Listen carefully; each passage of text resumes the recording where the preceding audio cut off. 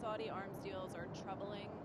How do you respond to that? Well, the president, as you've heard, expressed already from Washington in the readout from his meetings with President Abbas is, I think, feels like there's a moment in time here where we have an opportunity to advance the peace discussions between the Israelis and the Palestinians. A great deal of interest in the Arab world in this region to be supportive of that process.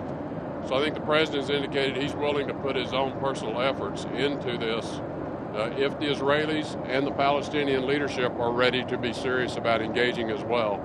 So that is going to be an important element of the visit. The president's going to be talking with Prime Minister Netanyahu about the process going forward, and he's going to certainly be talking with President Abbas about what he feels is necessary for the Palestinians to be successful in this as well.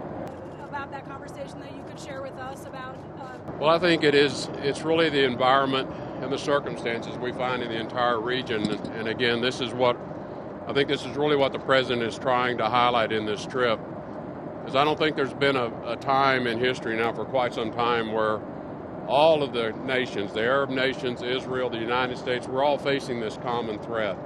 The rise of ISIS, the rise of terrorist organizations, the export of extreme views, extremism is a threat to all of us, and that is unifying, is a unifying element in and of itself. And I think it does allow countries who have had deep differences to look at the situation and realize that in many respects our threats are common.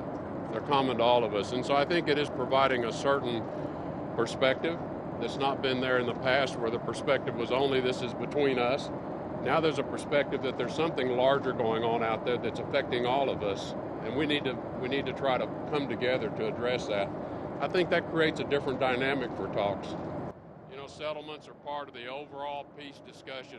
What I think the pressure was, the president was saying to the Russian guest that day, the Foreign Minister Lavrov, is, look, I have these issues at home domestically. I'm not going to let those issues get in the way of the important work that we have to do to address the many differences that exist between the U.S. and Russia.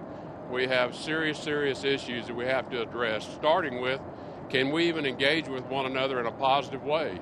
Because as the president has said, the relationship's at a historic low. We have a low level of trust between one another. This is not a good situation for the two most powerful nuclear nations in the world to have. I think the president was simply saying to them, I'm not going to let the domestic issues here at home prevent us from moving forward to see if we can address these issues. It's too important to the national security of the country to put that on hold because of these issues. From Riyadh to Tel Aviv, we're flying over Jordanian airspace, but nevertheless,